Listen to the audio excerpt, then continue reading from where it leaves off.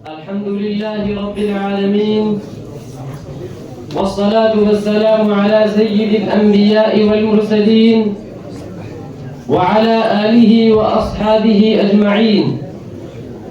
أما بعد، أعوذ بالله من الشيطان الرجيم. بسم الله الرحمن الرحيم. قل إن كنتم تحبون الله فاتبعوني يحببكم الله ويغفر لكم ذنوبكم والله غفور رحيم. وقال النبي صلى الله عليه وسلم: لا يؤمن أحدكم حتى أكون أحب إليه من والده وولده والناس أجمعين. محمد کی اطاعت دین حق کی شرط اول ہے، اسی میں ہو اگر خامی تو سب کچھ نامکمل ہے.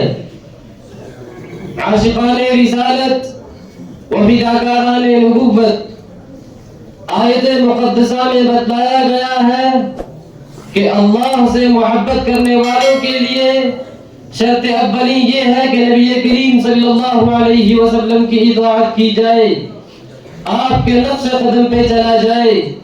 تبھی ہم حضور سے محبت کے دعوے دار ہو سکتے ہیں. جب تک ہمارا دل حضور کی محبت میں سرشار نہ ہوگا اس وقت تک مومن کامل نہیں ہو سکتے.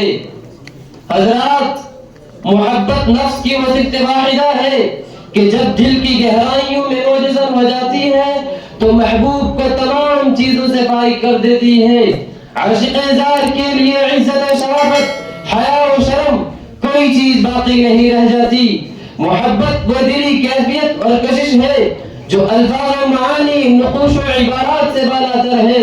محبوب کی محبت جب دل میں سما جاتی ہے تو اس کی ہر ادا، ہر اشارہ جاذب قلب و نظر معلوم ہوتا ہے. لیکن وہ شخص جس کے اندر گناہ خوبیاں پائی جاتی ہوں اور حسن جمال کا پیکر، اخلاق و کمالات کا سر چشمہ، احسان و اکرام کا جوہر، قرابت و اخوت کا نشان ہو تو اس کی جانب بلا تردد و تذبذب کے دلی میلان اور قلبی جھکاؤ ہوتا ہے. اور یہ ساری خصوصیات و اوصاف سرخیل اتباع روحانی، فدا روحی و جسمانی جناب محمد رسول اللہ صلی اللہ علیہ وسلم کے اندر بدرجہ عدم پائی جاتی تھی. آپ کے حسن و جمال کے سامنے قوس و قزح کی رعنائیوں کی مدہم ہے. آسمان پر جگمگاتے ہوئے ستاروں کی چمک و دمک آپ کے جمال جمال آرا کے سامنے شرمندہ ہے.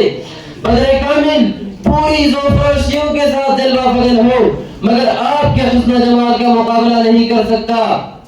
حضرت براء بن عازب رضی اللہ عنہ فرماتے ہیں کہ 14ویں رات میں کبھی چہرہ انور پر نظر ڈالتا ہوں اور کبھی چاند پر. پھر قسم کھا کر فرماتے ہیں کہ جو حسن و جمال پیغمبر کے چہرہ انور میں نظر آیا وہ چاند میں نہ تھا.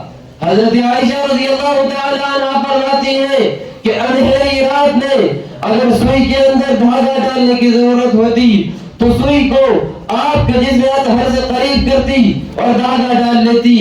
دوسری جگہ فرماتی ہے کہ حضرت یوسف علیہ السلام کو دیکھ کر مصر کی عورتوں نے اپنی انگلیاں کاٹ لی تھی. اگر وہ سب عورتیں حضور علیہ السلام کو دیکھ لیتی تو اپنے دل کو کاٹ لیتی. ایک جگہ فرماتی ہے لنا شمس وللآفاق شمس وشمسی تطلع بعد العشاء، ہمارے لیے ایک سورج ہے اور دنیا والوں کے لیے بھی ایک سورج ہے اور میرا سورج عشاء کے بعد جلوہ گر ہوتا ہے. نبی دو عالم صلی اللہ علیہ وسلم نے خود اپنے حسن و جمال کے بارے میں فرمایا: اخی یوسف اصبح وانا املح من. آپ صلی اللہ علیہ وسلم اخلاق و کمالات کے اعلیٰ درجہ پر فائز ہیں. انک لعلی خلق عظیم. ایک جگہ سید الکونین نے فرمایا: انا سید ولد آدم بلا فخر، میں اولاد آدم کا سردار ہوں بغیر کسی فخر کے. دوسری جگہ آپ نے فرمایا: اوتیت علم الاولین والآخرین، جتنے علم سابق میں تھے وہ سب مجھے عطا کر دیے گئے.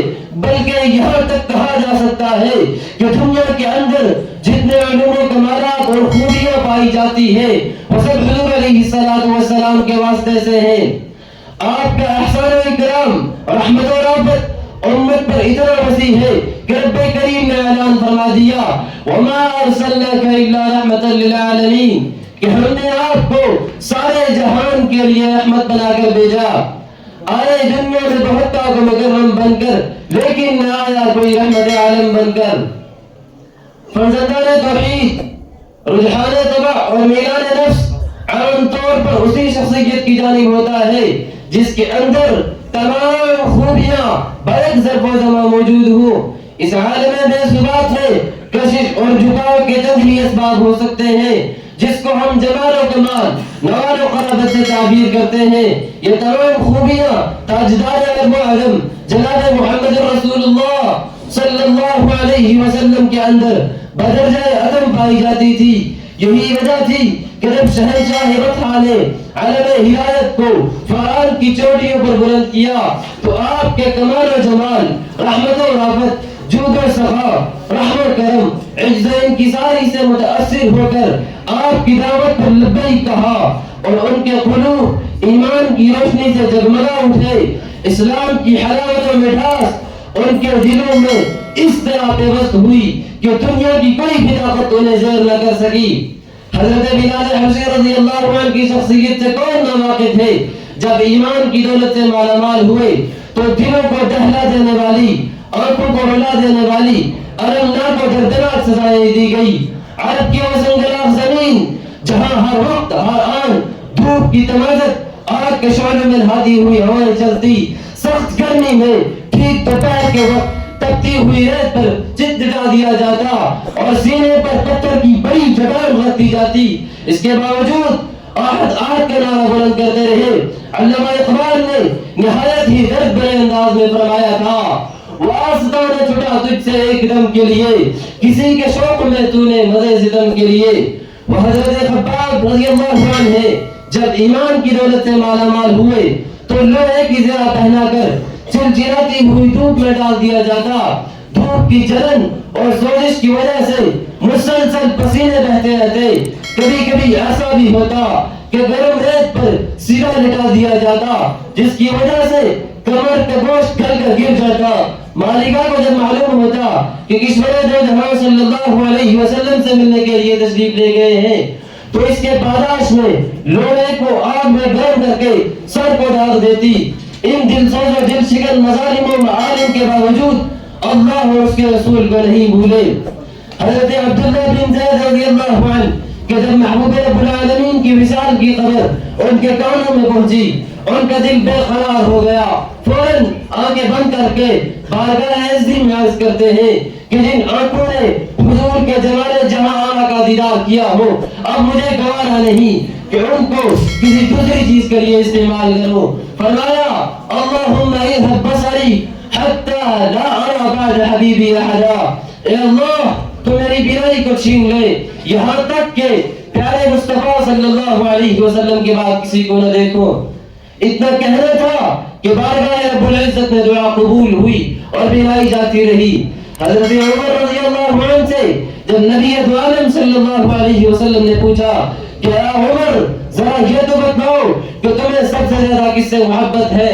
حضرت عمر رضی اللہ عنہ نے فرمایا آپ کی محبت میرے دل میں باپ بیٹے سے زیادہ ہے مگر اپنے نفس کی محبت اور بھی زیادہ پاتا ہوں. آپ صلی اللہ علیہ وسلم نے فرمایا لا حتی اکون احب الیک من نفسک. حضرت عمر نے غور کیا اور فرمایا کہ نہیں آپ کی محبت میرے نفس سے بھی زیادہ ہے. آپ علیہ السلام نے جواب میں فرمایا الان یا عمر یعنی تمہارا ایمان مکمل ہو گیا. وما توفیقی الا باللہ.